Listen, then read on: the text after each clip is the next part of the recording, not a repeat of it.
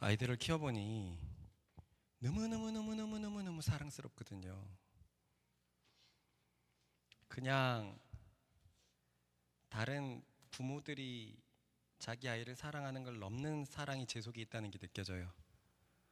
한 명 한 명의 아이가 얼마나 고귀한지 모르겠고 그 아이 속에서 발견되는 어떤 천사스러움이 너무너무 사랑스럽습니다.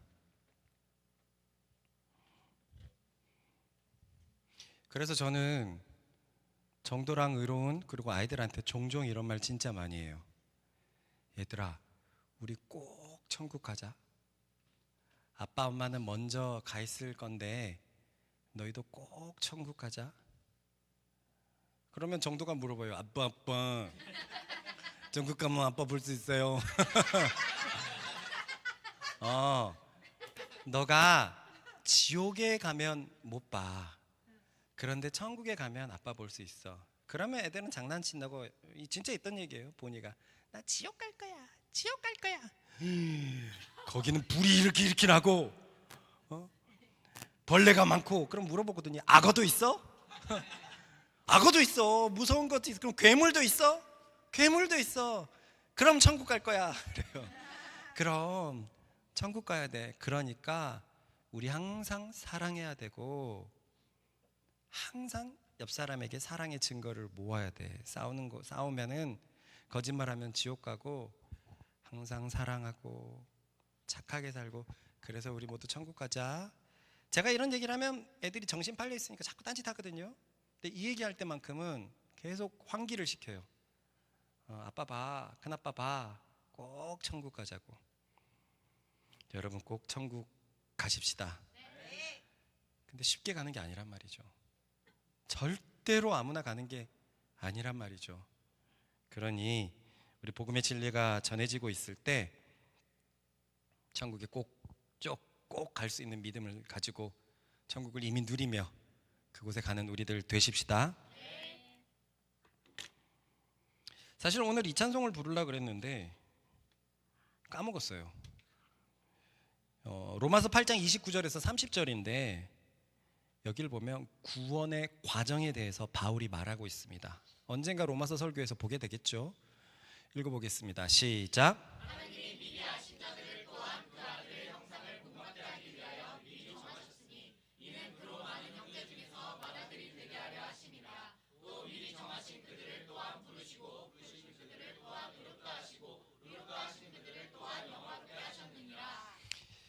여기서 목적은 그 아들의 형상을 본받게 하기 위해서.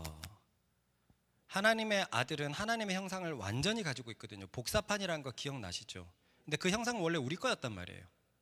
근데 우리가 죄를 지으면서 그 형상이 파괴돼 버렸습니다. 그래서 그 형상을 가진 하나님의 아들이 사람으로 오셔서 그 모양을 보여주셨고 우리의 죄를 대속하심으로 그 형상을 우리에게 주시기 원하는 거예요. 그래서 우리가 천국에 가면 그 아들의 형상처럼 살아가게 되는 것입니다. 그것을 한마디로 영화라고 얘기하는 거예요. 우리가 영광스럽게 되다. 화할 화자, 영광 영자 해가지고 영광스럽게 되는 상태예요. 여기서 보면 천국에 있는 그 상태를 영화라고 한다면 영화가 되기 전까지 네 가지의 과정을 그리고 있는데요. 보는 대로 미리 정하심, 부르심, 의롭다 하심. 이렇게 네 가지로 따라해 봅시다. 미리 정하심, 부르심, 의롭다 하심, 영화롭게 하심. 신학자들은 이 네 가지를 기준으로 보통 구원의 서정 내지는 순서 과정, 똑같은 말이거든요. 이 구원의 서정을 7가지로 그립니다. 이 네 가지에 더 다른 성경 말씀을 확대해 가지고요. 바울이 이거를 뭐 정확하게 쓰려고 한 이유는 없잖아요. 바울은 그냥 지나가면서 로마서에 알려주면서 구원의 관계에 대해서 얘기했고 다른 전체적인 성경을 봤을 때 3가지가 더 포함돼 가지고 7가지의 구원의 과정, 서정을 그리고 있습니다. 읽어보십시다. 시작.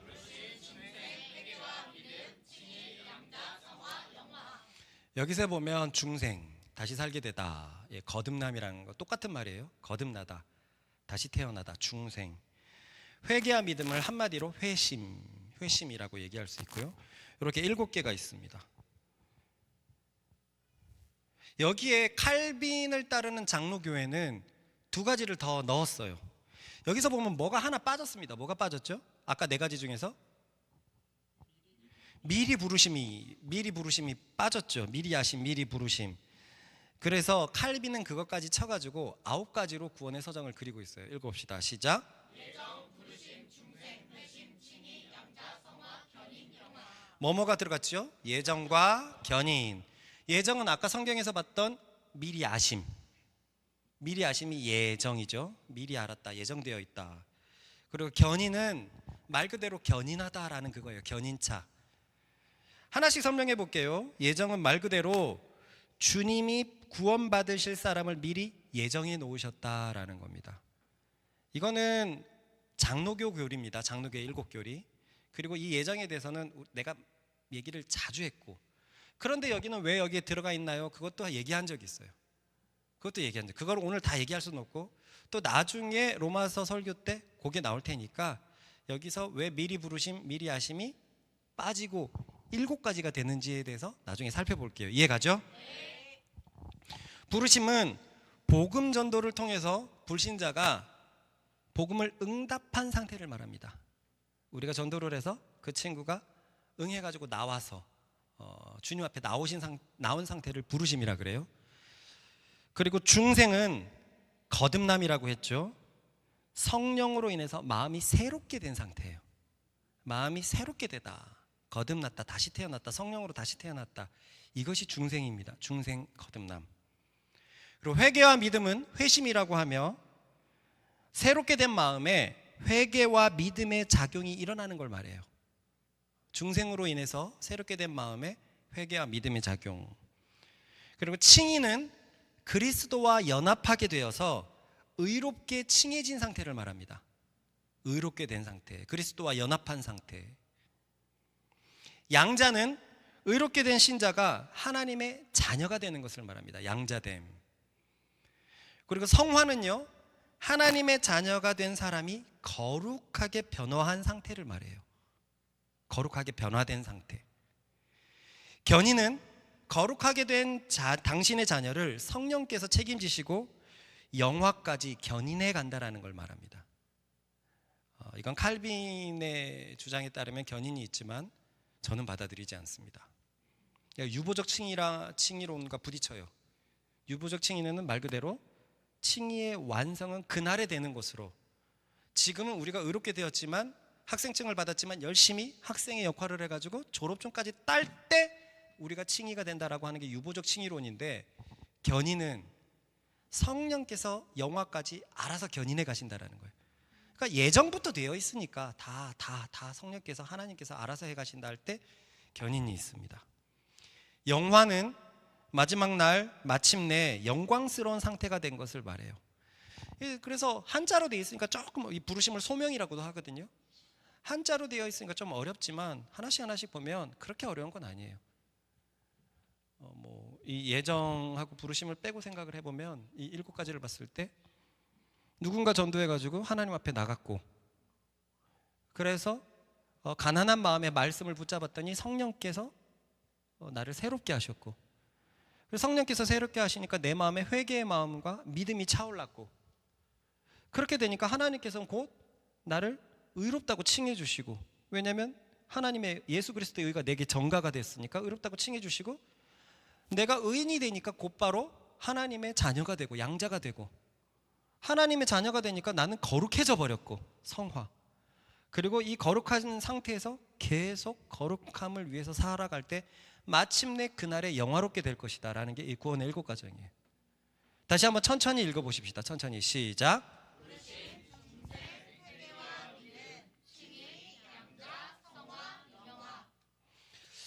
오늘 갑자기 왜 이런 한자들이 많이 나오고 신학 용어가 많이 나오는가. 사실 저도 예전에 이거 배울 때 그랬거든요. 이게 뭐가 중요해?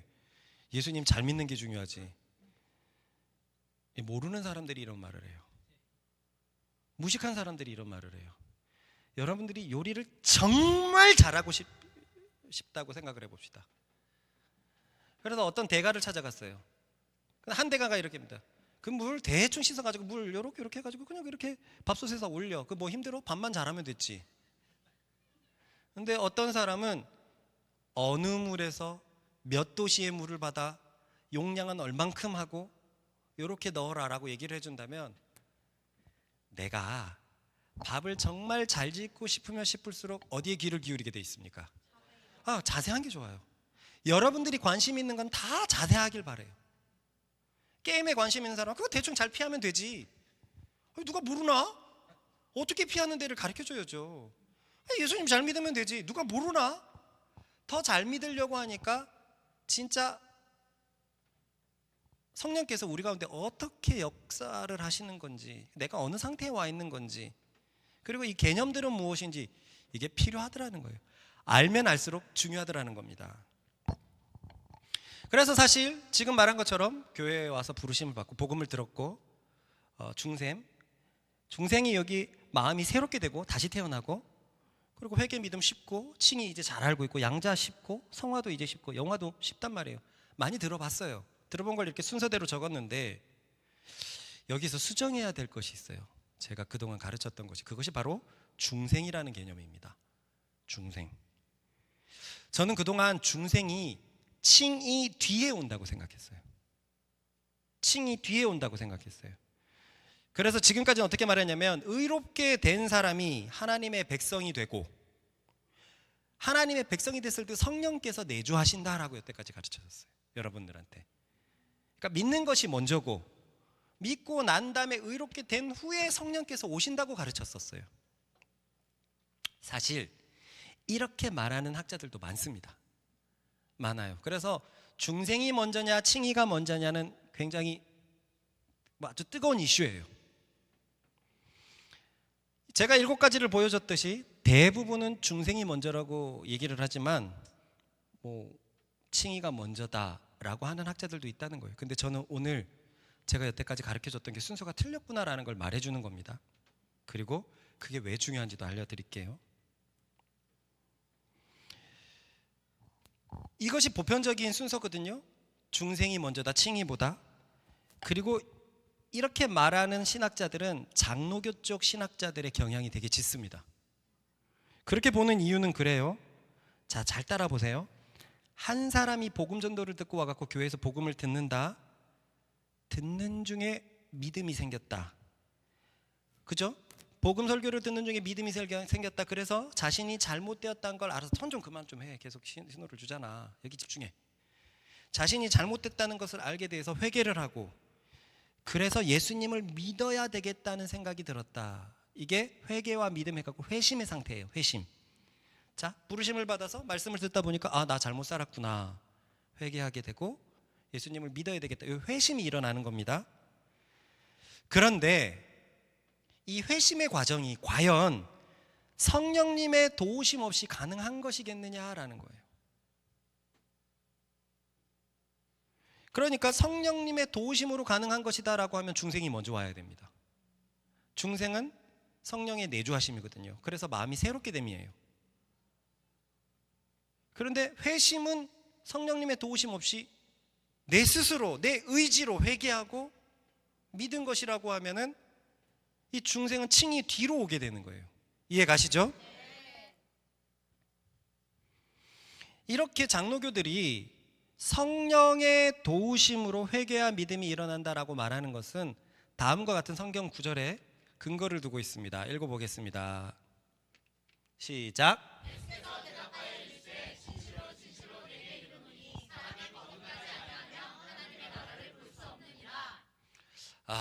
우리 목사님 요즘 말씀 진짜 어려워지네.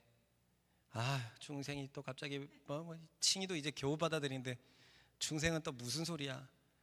여러분, 제 마음이 잘 전달됐으면 좋겠어요. 마음 열면 다 들립니다. 그리고 이렇게 전하는 이유가 있어요.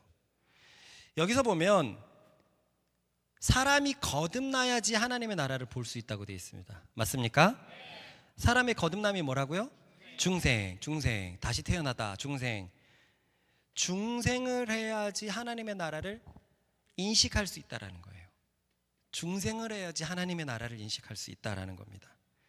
그리고 이 말씀은 바로 뒤에 이렇게 연결되거든요. 읽어봅시다. 시작. 예수께서 대답하시되 진실로 내게 이르노니 사람이 물과 성령으로 나지 아니하면 하나님의 나라에 들어갈 수 방금 전에 말씀과 되게 비슷합니까?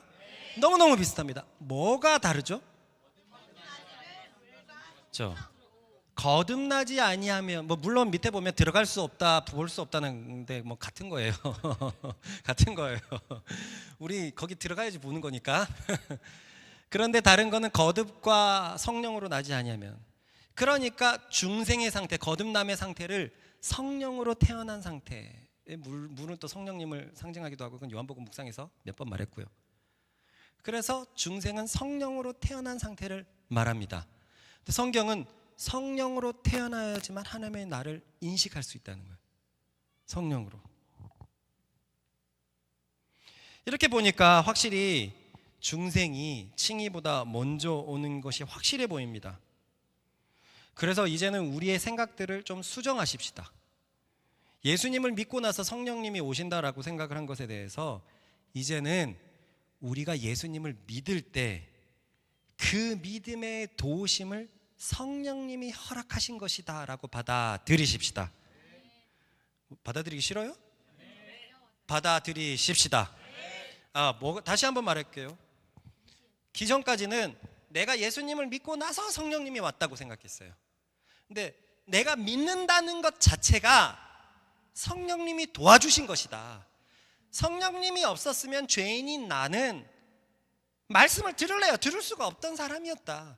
알고 보니까 내가 어느 날 믿음이 생긴 것 같은데 성령님이 내 속에 미리 와서 역사하신 것이다 라고 받아들이자고요. 사실 제가 정확하게 순서를 따지지는 않았지만 분명히 제가 요한복음 설교를 할 때는 예수님을 믿고 나서 성령님이 온다라고 얘기를 했거든요.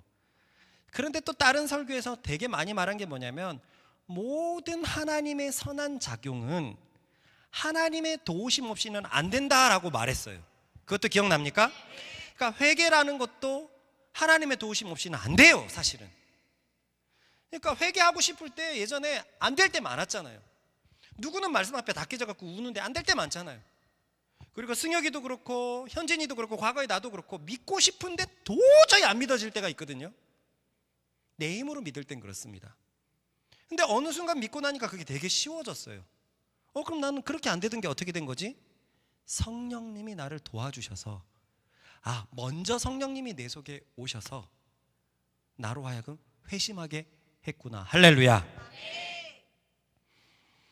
최근에 우리는 갈라디아서 묵상을 통해서 사실 또 감사하게도 이러한 근거를 묵상을 한 적이 있어요. 이겁니다. 읽어봅시다. 시작. 그러나 우리는 성령의 도우심을 받아 믿음으로 의롭다 여김을 받는 이 소망을 간절히 기다립니다. 이 믿음이 의의 소망을 갖다 주는 건데, 이게 영화인데 이 믿음은 누가 도와줬다고요? 누가 도와줬다고요? 그래서 저는 그동안 어떻게 생각을 했냐면, 복음 메시지를 들을 때 그냥 굳이 도식을 그려보면 바깥에서 성령이 도와주는 줄 알았어요. 은혜의 그늘이 이렇게 구름이 딱 펼쳐지면 하나님의 영이 운행하시면서 밖에서 이렇게 막 도와주는 줄 알았어요. 나의 외부에서부터 믿음 받아라, 믿음 받아라, 믿음 받아라 라고 하는 줄 알았는데, 성경을 보니까 성령으로 태어나지 않으면 하나님 나라를 인식할 수 없기 때문에 내가 뭔가 말씀을 듣고 믿어야 된다라고 생각하고, 내가 말씀을 듣고 회개해야 된다라고 생각한 것, 뭔가 천국을 인식하기 시작한 거는 이미 성령으로 태어났더라, 태어난 상태더라 라는 것을 지금 말하고 있는 것입니다. 그래서 이런 가정을 내가 여태까지 한 설교에 적용해가지고 한번 말하겠습니다. 한 사람이 복음 전도를 통해서 교회에 왔다. 부르심, 첫 과정이에요. 부르심. 그리고 나는 복음이 전해지는 곳에 그동안 은혜의 구름이 펼쳐진다고 했는데, 지금까지는 이때 가난한 사람들이 가난한 마음에서 은혜의 구름을 붙잡는다라고 얘기했어요. 그러니까 나는 떠내려가고 있는 사람이고 가난한 사람인데 살기 위해서 이걸 붙잡은 거예요. 떠내려가는 손이 살기 위해서 동아줄을 붙잡았기 때문에 자기가 내세울 것이 하나도 없다, 이렇게 말했던 거예요. 이렇게 말했던, 기억나죠? 근데 이거는 그래도 내 힘으로 동아줄을 붙잡은 거거든요. 내세울 수는 없지만 그래도 떠내려가는 손이 내가 붙잡은 거란 말이에요. 그런데 성경에서 말하는 중생은 이 과정에서 가난한 사람이 은혜의 복음을 붙잡게 되는 과정 역시 성령님이 하신 일이라고 말하고 있더라는 거예요. 성령님이 얘기하지 않았으면 그 썩은 동아줄이라도, 아니 썩은지 않죠, 그 동아줄이라도 잡으려고 안 했을 거라는 거예요. 누군가는 말씀을 듣는데 도저히 안 붙잡습니다. 아무리 봐도 가난한 사람이고 아무리 봐도 저 사람은 이 말씀을 들어야 되는데 안 붙잡아요. 근데 희한하게 나는 그게 쉽게 잡혔어요. 이런 생각들 있죠. 왜 내 친구, 이 친구야말로 복음이 필요한데 나는 왜 붙잡고 그 친구는 못 붙잡았지? 그러니까 뭔가 나의 근거를 내세우자니 나는 뭐 대단한 건 없는 것 같은데, 아, 성령님이 내 속에 이미 오셨던 거였구나. 가난한 내 마음에, 복음 앞에서 가난한 내 마음에 이미 성령님이 내게 오셔서 역사하셔서 내가 그거를 붙잡았던 거구나 라고 이제 얘기를 하는 것이고요. 이것은 제가 동의하는 바입니다.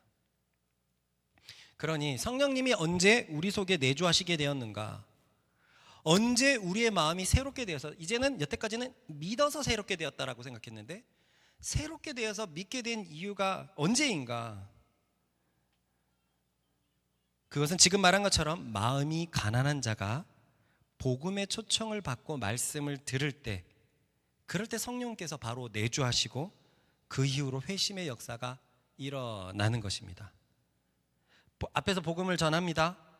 참여했는데 나는 마음이 굉장히 가난해요. 그리고 무언가 나는 내 스스로 살 수 없는 그런 사람이라서 도움이 간절히 필요한데 복음의 말씀이 착 펼쳐졌을 때 나는 은혜의 구름이 펼쳐진다고 했는데 성령의 내주하심이 가난한 사람들한테 이미 임하고, 복음 앞에서 가난한 마음일 때 이미 임하고 그 마음이 믿음의 작용을 일으킨다는 것입니다. 그래서 간단히 말하면 따라봅시다. 가난한 자가 복음을 들을 때 성령이 내주하신다. 그리고는 우리 속에서 믿음이 생기도록 도우신다는 거예요. 도우신다는 거예요. 그러면 여기서 질문이 생깁니다. 혹시 누군가는 그러면 중생받은 자는 다 칭의로 이어지는 건가요? 성령이 들어오셔서 마음이 새롭게 되는 사람은 다 칭의까지, 그래서 의가 주어지는 단계까지 이루어지는 건가요? 라고 묻는다면 따라해 봅시다. 웬만해서 그렇지만 충분히 아닐 수 있다. 중생했다고 다 칭의를 한다는 건 아니라는 거예요. 여기서 유보적 칭의론이 나오는데, 지금 우리가 칭의를 받았다고 해서 그날에 하나님 앞에서 의의 판결을 받으라는 보장은 없다 그랬죠. 그렇기 때문에 우리는 계속 말씀을 붙잡혀서 거룩함을 유지해야 되고 그 거룩함을 위해서 싸우라고 신약의 사도들이 계속 얘기하고 있습니다. 그러니까 지금 칭의도 의의 소망하고는 다르더란 말이죠. 이해가죠? 의의 소망은 영화니까 지금 칭의도 의의 소망과 다르듯이 중생도 칭의와 다르다는 개념이에요. 얼마든지 중생을 했으나 칭의에서도 탈락할 수 있다. 성령님이 내주하셨지만 믿음과 회심으로 이어지지 않을 수 있다라는 겁니다. 그래서 이런 단어, 이런 말씀이 있죠. 읽어봅시다. 시작. 성령을 소멸하지 말며. 이거 왜 적혀 있겠어요? 소멸이 됩니까? 안 됩니까? 돼요. 되니까 되지 않게 하라는 거죠. 성령님이 내주하셔서 마음이 깨끗해져도 믿음으로 자꾸 말씀을 믿음으로 반응하지 않으면 성령이 결국 소멸되는 거예요. 그러면 칭의가 일어나지 않는 겁니다. 그러니 우리가 이 구원의 과정들을 보면 처음부터 끝까지 하나님의 주도에 의해서 일어나는 것을 알 수 있어요. 처음부터 끝까지 미리 정하시고 부르시고 성령이 내주하시고 회심하게 하시고 의롭다 하시고 거룩하게 하시고 영화롭게 하실 때까지 우리가 내세울 것이 있다 없다? 없다. 모든 하나님의 선한 것은 하나님의 도우심으로만 가능한데 우리가 구원을 받기 위해서는 하나님이 처음부터 끝까지 인도해 주신 결과라는 것을 잊지 마십시다. 특히 구원의 모든 과정이 특별히 성령 하나님께서 계속 나를 인도하신다는 것을 잊지 마십시다. 그런데 내가 오늘 사실 말하려고 하는 것은 중생에 대한 개념이 아닙니다. 저는 회심에 대한 개념을 말하려고 하고 있어요. 그래서 한번 이 신학의 과정을 찾아보다가 칭의 다음에 중생이 아니었어? 해가지고 내가 놀랬던 거예요. 그래서 기존의 설교를 제가 약간 수정할 필요를 느꼈던 겁니다. 대단한 건 아니지만 지금까지의 내용은 성령님의 도우심으로 회개하게 된다, 성령님의 내주하심으로 믿게 된다, 요것만 기억하면 되겠습니다. 그런데 그건 나중에 이제 내가 얘기한다.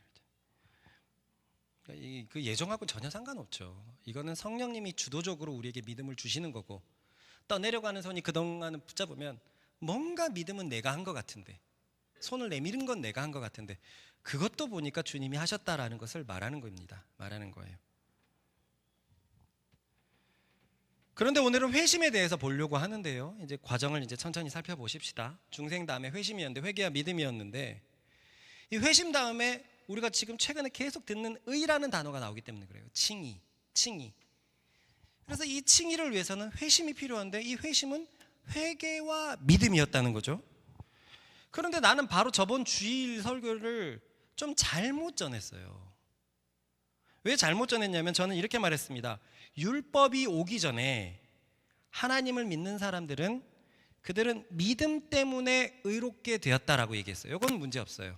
믿음 때문에. 그리고 나서 제가 뭐라고 말했냐면, 믿음으로 의롭게 된 사람들에게 제사법을 알려주어서 그들의 죄 문제를 해결해 주었다라고 얘기를 했어요.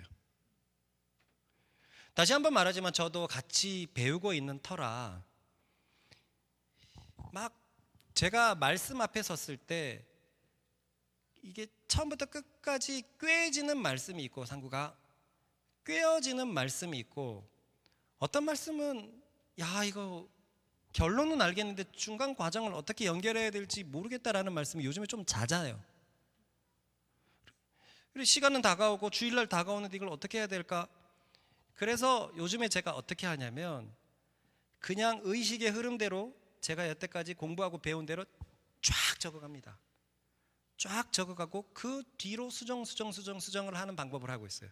그러니까 뭐가 맞지 하면서 두드리고만 있지는 않고, 이제는 먼저 한번 배운 대로 한번 가보자, 아는 대로 한번 가보자, 그리고 나서 틀린 것을 수정하자, 이렇게 하고 있더란 말이죠.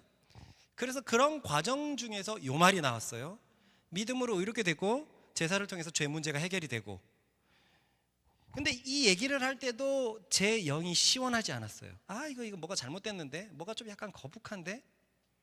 그런데 이제 뒷내용이 주제였기 때문에, 그 주제는 믿음의 사람의 칭의의 방법은 과거부터 지금까지 동일했다, 이것을 말하는 것이 주제였기 때문에 여기에 큰 방점을 찍지는 않았습니다.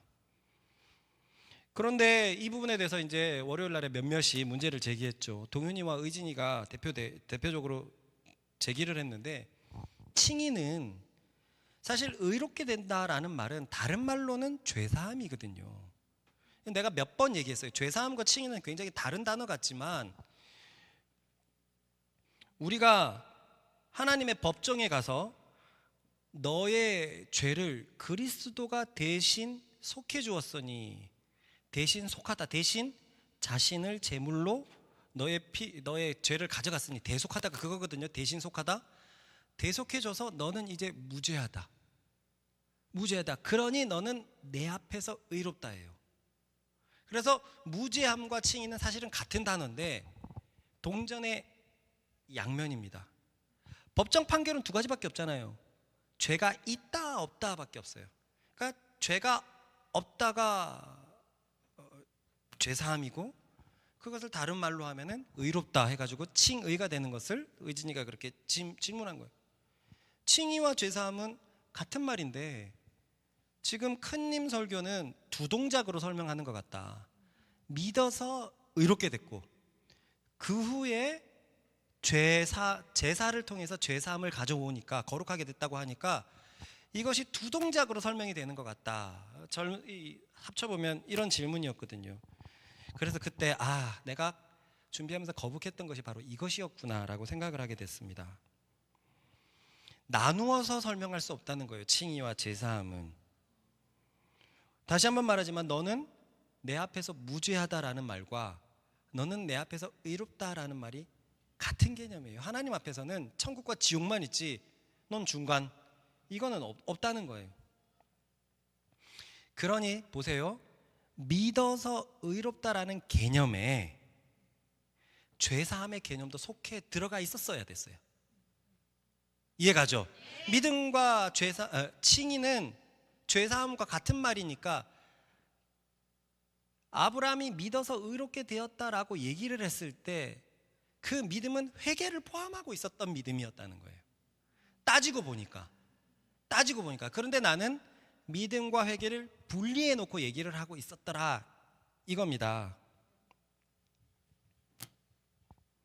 제가 이렇게 생각한 것은요, 아브라함의 믿음에서 도대체 회개를 어떻게 찾아볼 수 있느냐는 거였어요. 다시 한번 말하지만 중생 다음이 뭐라고요? 회심이 뭐라고요? 회개와 믿음이에요. 회개와 믿음이 지은 죄를 해결하고 그리스도를 믿는 것, 이것이 회심, 이게 같이 들어가야 되는데 아브라함이 하나님을 믿어서 의롭다라고 얘기했을 때 그 믿음의 회개를 찾아볼 수가 없었어요. 그래서 죄 문제를 내가 껴집어넣었단 말이에요. 근데 성경적으로 결론부터 치자면 의롭게 되려면 죄사함이 반드시 포함되어 있어야 하기 때문에 그의 믿음은 회개가 들어간 믿음이었다는 거예요. 이해가 가시죠? 네. 그래서 아브라함이 믿어서 의롭게 되었다라고 얘기했을 때 이걸로 끝인가? 뭐 믿으면 끝인가? 죄 문제는 어떻게 되지? 하고 해서 늦게 죄 문제를 제가 추가해 버렸어요. 그래서 여러분들이 이번에 배웠던 것처럼 평일날에 의로우려면 믿음이 필요하고 회개가 필요한데 이것이 회심인데 믿음은 믿어서 의롭게 되었다라고 얘기했는데 회개한 것이 있었을까? 라고 찾아보니까 아브라함의 제사가 나왔던 거예요. 아브라함의 제사가. 그리고 그 유명한 이삭을 바친 얘기가 바로 제사에 관한 얘기였죠. 읽어보십시다. 시작.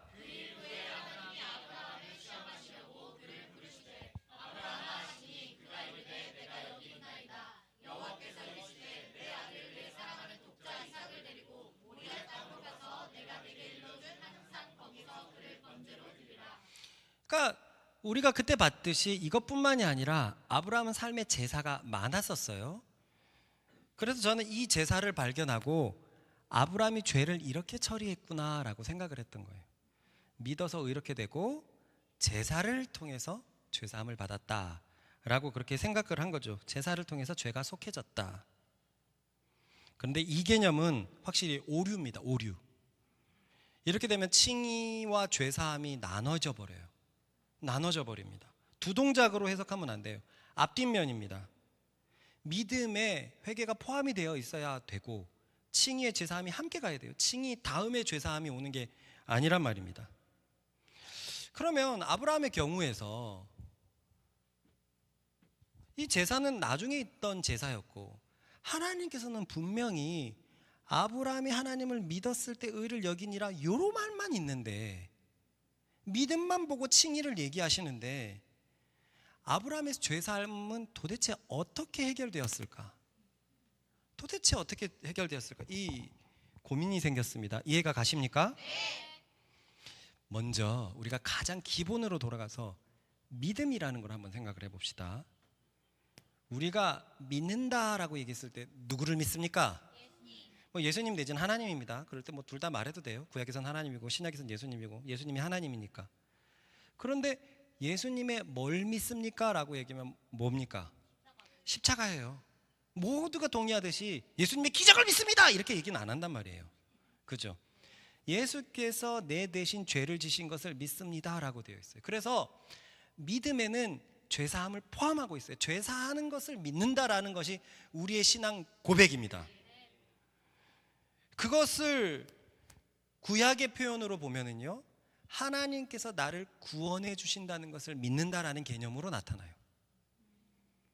주는 나의 피난처 시온이라는 있던 구약의 개념이 정확하게 죄에서 우리를 건져내신다라는 표현은 여러 개 감춰져 있으나 알다시피 죄에서 우리가 구원받는다라는 개념은 신약 표현이에요. 왜냐하면 예수께서 오셔서 그 문제를 해결했기 때문에 구약은 다 희미하게 그 복음의 시대를 향해서 걸어가고 있습니다. 그러니까 구약에서는 하나님을 믿는다가 신약에서는 예수님을 믿는다가 되고, 구약에서는 하나님이 나를 구원하시는 분인데 그것은 따지고 보니까 인간의 모든 문제의 원인인 죄를 구원하시는 분으로 점점 다가가고 있더라는 거죠. 이해가 되시나요? 네. 그러니 만약에 아브라함이 믿어서 의를 얻는다고 했을 때 나를 구원해 주시는 분으로 믿었다면 이거는 해결이 돼요. 그것은 신약으로 자꾸 확대되어 가니까 계시가 이해가 가죠. 그런데 문제는 아브라함이 하나님을 믿는 분으로 구원자로 믿지는 않았다는 거예요. 그 성경을 보면.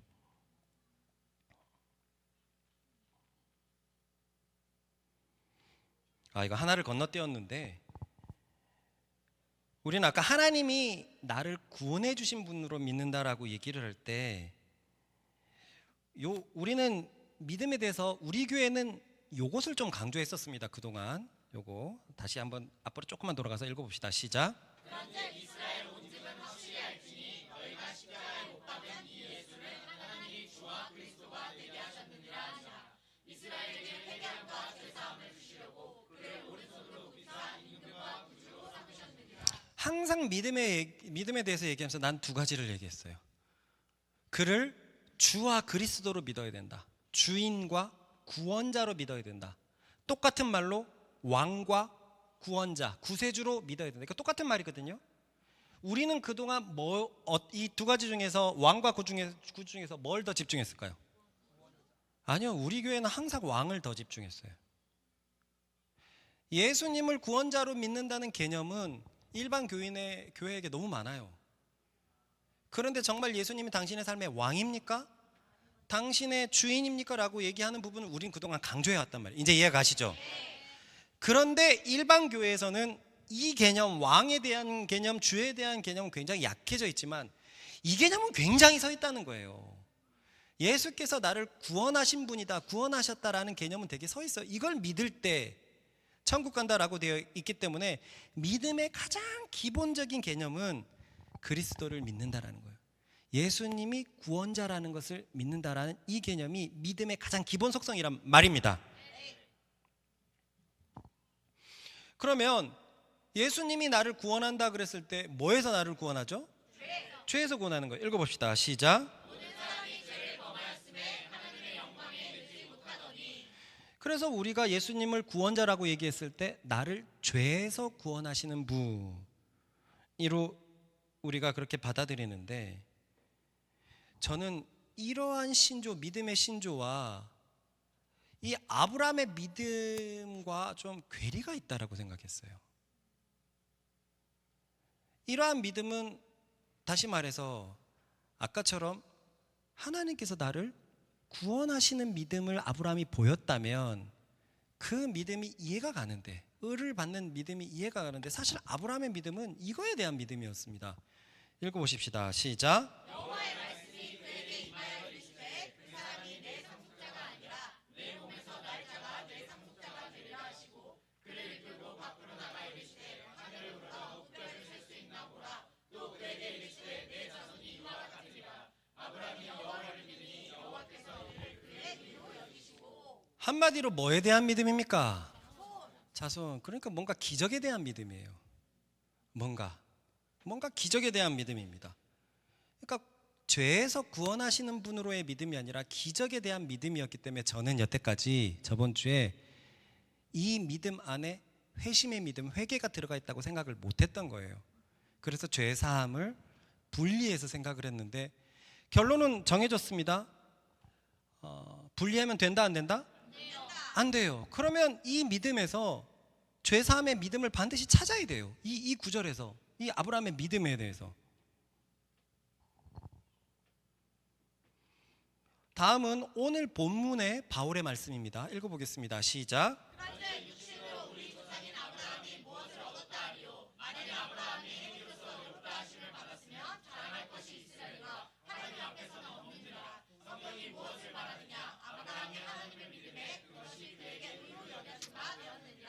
이제 율법과 믿음, 행위와 믿음에 대해서 얘기하면서 아브라함의 믿음을 이제 설명합니다.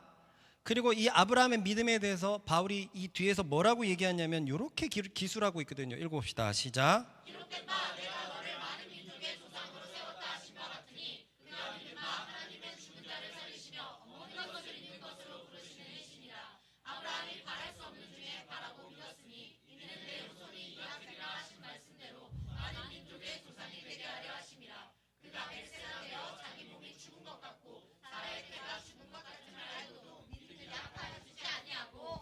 자, 여러분이 볼 때 이 믿음은 죄로부터 구원하시는 믿음을 얘기하는 것 같아요? 아니면 기적에 관한 믿음을 얘기하는 것 같아요? 누가 봐도 기적에 관한 구원이죠. 여기 죄 아무것도 없어요. 구원의 내용 전혀 없습니다. 맞습니까? 네. 저는 오늘 이것을 되게 잘 알아야 된다고 생각을 하는 것이, 로마서는 복음의 골자거든요. 완전히 기준과 같은 성경인데 그 기준의 믿음을 보니까 그 믿음은 기적의 믿음을 얘기를 하고 있어요. 그래서 얼마나 많은 사람들이 믿음을 기적과 연결시키는지 모르겠습니다. 거기에서 끝내요. 그래서 성령님도 그저 기적을 행하시는 분에서 뭘 더 하는지 몰라요.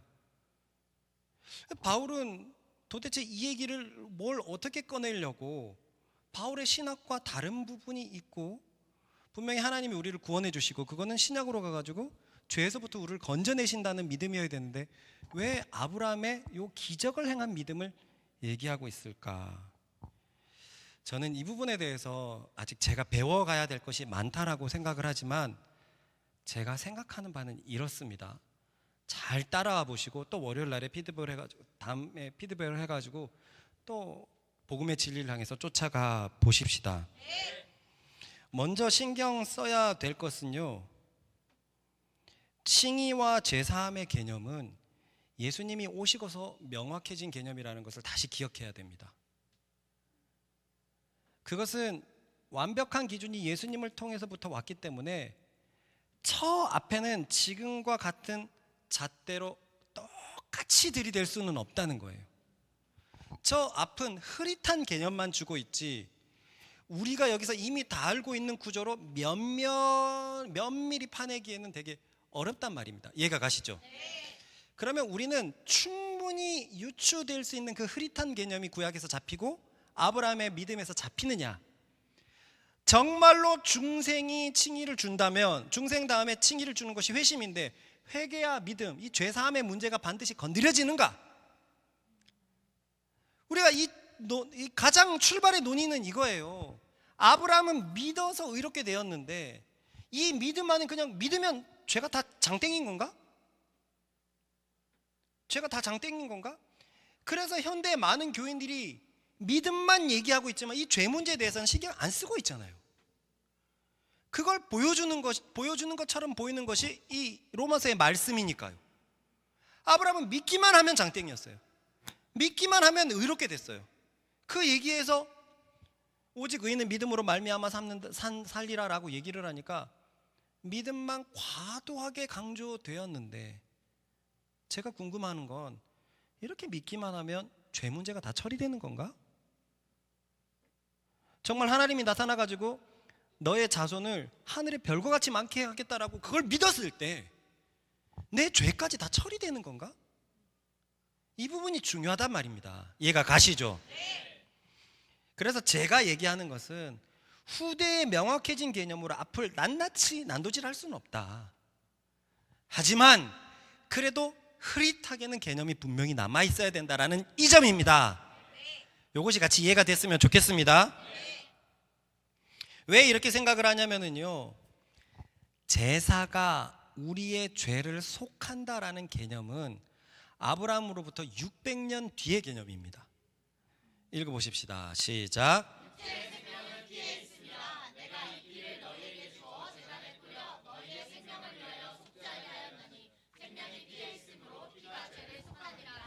아브라함은 죄 가지고 죽으면 지옥 간다는 걸 알았을까요?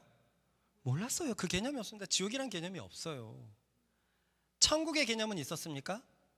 아니요. 희미하게 있었어요. 히브리서 보면 본향으로 간다. 이 세상은 나그네다. 이 정도의 개념이 있었어요. 뭔가 죽음 이후의 세상은 있었는데 여기가 내 세상이 아니고 하나님이 계신 본향으로 갔는데 요 정도의 원시 복음의 천국 개념이 있었던 거예요.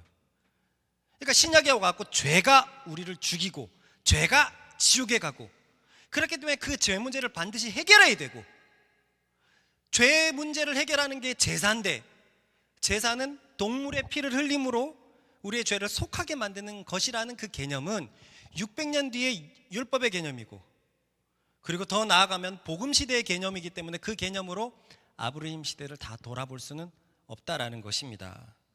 즉 제사를 통해서 우리의 죄가 속해진다는 개념은 아브라함 때 없었다는 거예요. 없었다는 거예요. 그런데 굉장히 신기한 게 있죠. 우리가 이번 주에 발견한 것처럼 아브라함 이 개념을 몰라도 삶에서 여러 번 제사를 드렸다는 거예요.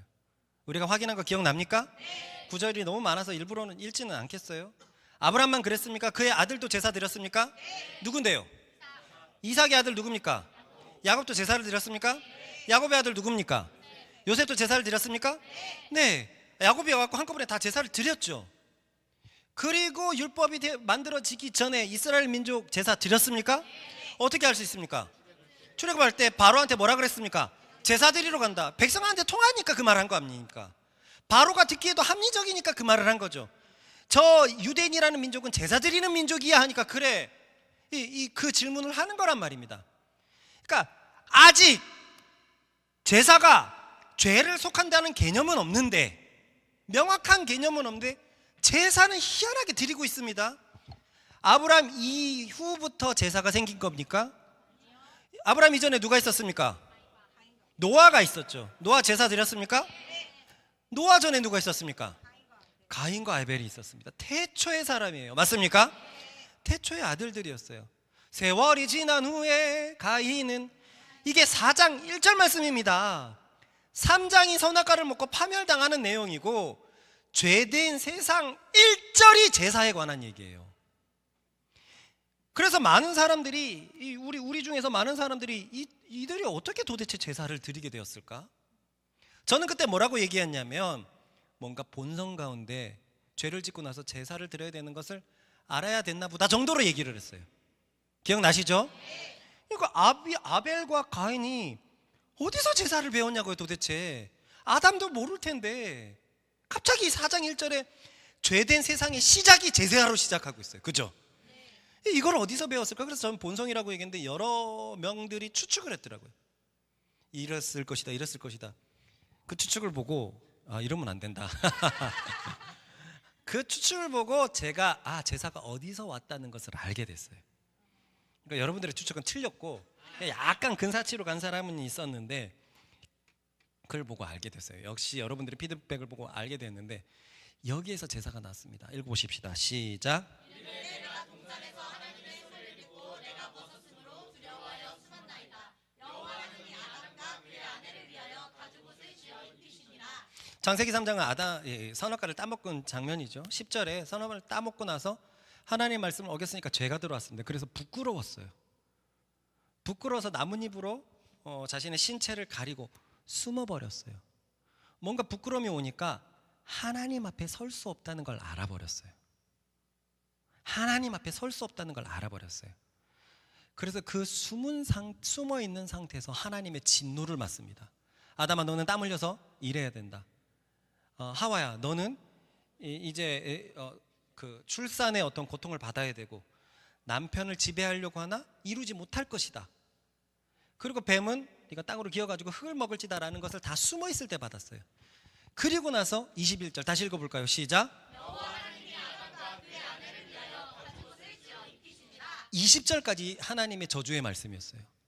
저주의 말씀 끝나자마자 가죽옷을 지어 입히셨습니다. 하나님이 입히셨어요.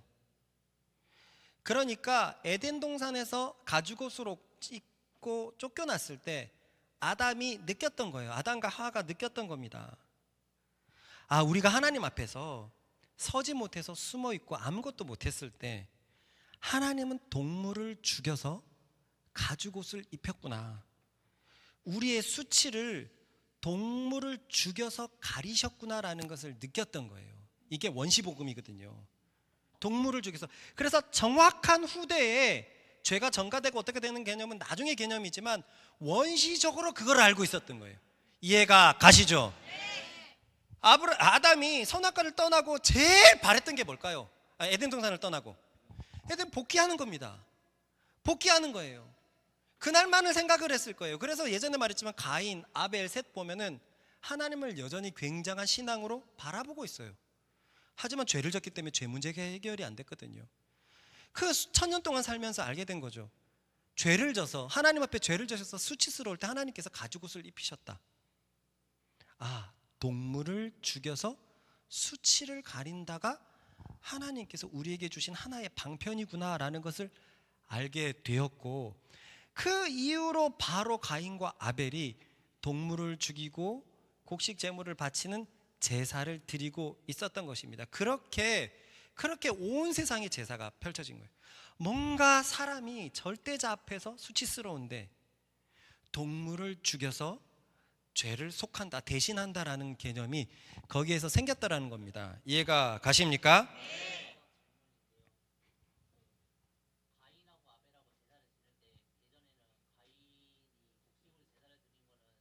그거는 다 진짜 많이 말했잖아. 그 설교는 진짜 많이 말했으니까 넘어갑시다. 곡식과 그 동물 그 얘기를 하는 게 아니에요 지금은. 근데 그 제사, 동물을 죽이는 제사가 그 가죽옷을 입은 게 제사의 기원이 됐다라는 것을 말하고 있는 겁니다.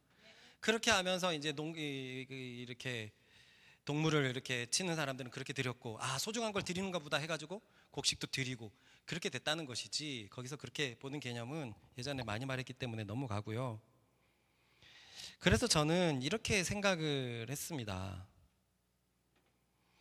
이 아까 아브라함에게 했던 말씀, 너를 창대케 하리라 라는 그 말씀이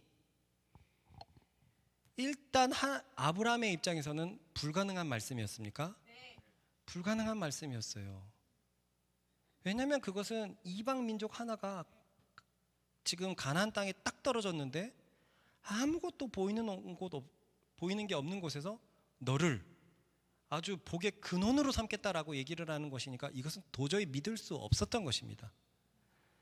그래서 바울은 믿음의 이 개념을 도입합니다. 믿을 만한 것을 믿는 것이 아니다. 믿음이라는 것은 믿을 만한 것을 믿는 것은 믿음이 아니다. 도저히 바랄 수 없는 중에 바라는 것을 믿는 것이다. 믿음이라는 가장 기본 개념을 설명을 했어요. 근데 중요한 것은 무엇을 믿느냐가 중요한 건데, 아브라함의 믿음은 기적에 관한 믿음만 적혀 있는 것 같단 말이죠.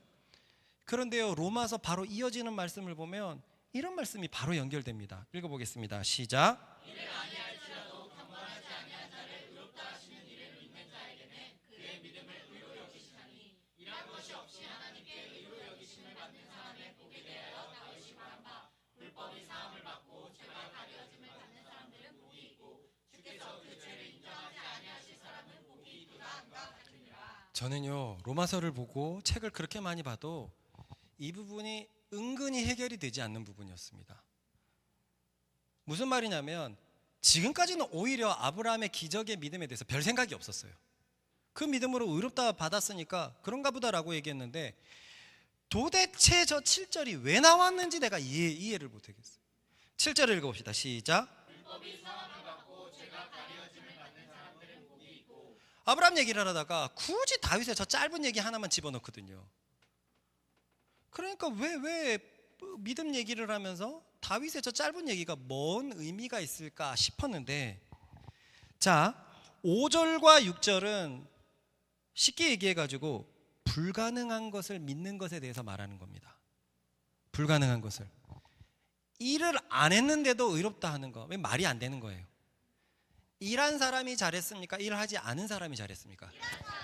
근데 일을 안 했는데도 칭찬하는 것은 되게 이상한 일이죠. 니네가 구원에 대해서 아무것도 하지 않았는데 하나님께서 의롭다라고 얘기하시는 건 되게 놀라운 일입니다. 맞죠? 그의 믿음을 의로 여기시니, 하나님, 저는 죄인입니다. 저는 아무것도 못합니다. 저는 내가 선해지기 위해서 할 수 있는 것이 아무것도 없습니다. 일을 안 했는데도 하나님께서는 그를 경건하게 여기신다는, 이게 믿음의 첫 번째 속성입니다. 불가능한 것을 가능하게 하신 하나님을 믿는 것. 그런데 반드시 두 번째 속성이 필요했어요. 그것이 바로 7절입니다. 7절 읽어보십시다. 시작. 이 6절에서 연결이 되면서 여기에서 죄를 사하는 것 얘기를 가지고 왔어요. 사람 스스로는 다 죄인으로 판명이 났는데, 우리가 믿음이라는 것은 결국 죄에서 나를 구원해 주시는 것을 믿는 믿음을 얘기를 하는데, 아브라함의 믿음에는 그게 보이지 않았거든요. 본성적으로 살면서 하나님께서 수치를 가려줬다라는 그것이 남아가지고 제사는 계속 드리고 있었어요. 죄를 속하는 그 개념 계속 있었어요. 그래서 사실 아브라함의 행동, 삶 중에서는 이 죄가 속하는 개념이 분명히 포함되어 있었고, 그리고 불가능한 것을 가능하게 하시는 그 믿음을 가지고 있었어요. 그런데 바울은 이 얘기를 하면서 다윗 얘기를 가져와 가지고 그 불가능한 것을 가능하게 하는 것에 신약적인 기반이 되는 것이 바로 다윗이 얘기한 것처럼 죄인들을 의롭다고 얘기해 주시는 것이 니네가 도저히 도달할 수 없는 그것을 믿는 믿음이라고. 그러니까 아브라함의 믿음에서 다윗의 믿음으로 확장하고, 그 다윗의 믿음에서 지금 신약으로 확장하고 있는 이 줄기에 서 있는 것입니다. 그래서 아브라함의 믿음을 보면은 죄에 대한 분명한 믿음은 없지만 삶에서는 분명히 있었다. 그리고 그의 믿음은 확실히 불가능한 것을 믿는 믿음이었다. 그런데 그것이 좀 더 나아가고 다윗의 시대에 가보니까 다윗은 확실히 죄가 사해지는 것을 믿고 있었다. 확실히 1000년이 지나니까 더 나은 계시가 있었고, 그것이 예수님 시대에 와갖곤 예수님을 믿는 믿음으로 치환되었다 이거죠. 치환되었다라는 거예요. 이게 이해가 가실까요? 네. 이것이 잘 되었으면 좋겠습니다. 그리고 또 우리 이제 월요일 묵상에서 여러분들의 피드백을 모아가지고 우리가 다음 차를 계속 떠나갔으면 좋겠는데, 말씀을 맺으면서 이겁니다. 칭의와 죄사함을 제가 두 가지 개념으로 놨는데, 아니다. 칭의에는 믿음으로 의롭게 될 때 그 믿음은 회개의 믿음, 죄에서 돌이키는 믿음이, 돌이키는 행동들이 반드시 필요하는데, 아브라함의 믿음을 보면 정확하게 그런 것은 나타나지 않다고 하더라도 죄를 속하는 삶은 분명히 있었고, 그리고 아브라함이 하나님을 믿을 때 불가능한 것을 가능하게 했다는 하나님을 믿는 그 믿음에 분명히 있었다. 그러나 바울의 입장에서는 이것으로 다 해결이 되지 않으니까 구약에 또 다윗 얘기를 가져오면서 그 믿음이라는 것은 모두가 죄인인데, 바로 3장 23절에서 말했잖아요. 모두가 죄인이어갖고 하나님 앞에 설 수 없는데 다윗은 더 나은 계시를 받아서, 계시를 깨달아서, 와, 하나님이 우리를 구원해 주시고 우리는 죄인인데 일을 하지 않았는데, 구원받기 위해서 뭣도 못했는데 우리를 사해 주시는구나라는 놀라운 믿음의 계시를 보여줬다는 거죠. 그리고 바울은 이 얘기를 가지고 와가지고 신약의 자신의 믿음을 얘기를 하고 있는 겁니다. 그 믿음, 예수께서 우리를 죄에서 구원하셨다. 요 얘기하려고 가져온. 그래서 다시 한번 보면 예수께서 우리를 구원하셨다와 아브라함의 믿음은 간극이 큽니다. 그죠? 그러니까 이 간극을 큰 채로 받아들이니까 이 믿음을 그냥 기적적인 믿음으로만 생각을 하고, 죄를 속하심에 대한 그 깊은 의미를 많은 사람들이 놓쳐버리더라는 거예요. 예수께서의 죽으심의 그 의미는 이미 그 옛날부터 사실은 면면이 흘렀고, 가죽 옷에서부터 아벨의 제사부터 계속 흘러왔던 것인데, 근데 아브라함이 믿어서 의롭게 되었으니까 그것이 장땡인 것처럼 해석이 되어가지고 그냥 나는 믿음 있어요 라고 얘기하는데, 아니더라. 그 믿음은 자신의 삶을 통렬하게 반성하는 회개가 반드시 포함되어 있는 것이고, 구약의 믿음에서도 얼마든지 찾아볼 수 있고, 아브라함의 근거에서도 찾아볼 수 있는데 조금 부족하니까 더 확대된 다윗의 개념을 들고 와서 지금 바울이 말하려는 믿음에 대해서 설명하는 것입니다. 그렇습니다. 결론을 내줘보면 아브라함도 죄에서 자신을 구원한다라는 것까지의 개념, 정확한 개념은 없었지만 하나님이 자신의 삶을 불가능한 것을 가능하게 하신다라는 그 믿음이 있었고, 그리고 특별히 그 믿음이 뒤에서 보면은 많은 전쟁을 끝내고 난 후에 보호하시는 하나님의 형태로 나오기 때문에 하나님이 자신을 도와주시고 구원해 주시는 분이라는 믿음의 흔적은 분명히 남아 있었다는 것을 기억하십시다. 그래서 율법 이전의 사람들에게도 동일했다는 거예요. 믿음으로 의를 받는 게 동일했고, 그 믿음에는 죄 문제를 처리하는 것도 여전히 처음부터 동일했다는 것을 기억하십시다. 그렇게 칭의는 회개와 믿음으로 이루어지는 것이고, 오늘 추석 맞아가지고 이게 요 말씀을 좀 더 세분화시켜 갖고 다음번에 로마서로 나갈 것이거든요. 그러면서 또 미비한 부분들은 또 그때 이제 채워 넣도록 하시되, 뭔가 믿음과 제사함을 두 동작으로 놓는 것은, 칭의와 제사함은 두 동작으로 놓는 것은 잘못되었다. 요 개념을 바로 잡으십시다. 우리 같이 기도하십시다. 가장 기본으로 돌아가서 나는 죄를 사하신 예수님이라는 것을 믿는가? 하나님이 정말 그것을 위해서 예수 그리스도를 보내셨다는 것을 믿는가? 그래서 나는 죄의 모든 불편한 현실들을 하나님을 믿는 믿음이 이미 다 해결했다는 것을 믿는가? 이 구원받는 이 참믿음, 성령이 우리에게 주신 이 참믿음이 있는가? 저 옛날부터 계속 시작된 똑같은 이 믿음의 줄기를 갖기를 원한다고. 우리 주여 한번 힘껏 외쳐 같이 기도하시겠습니다. 주여!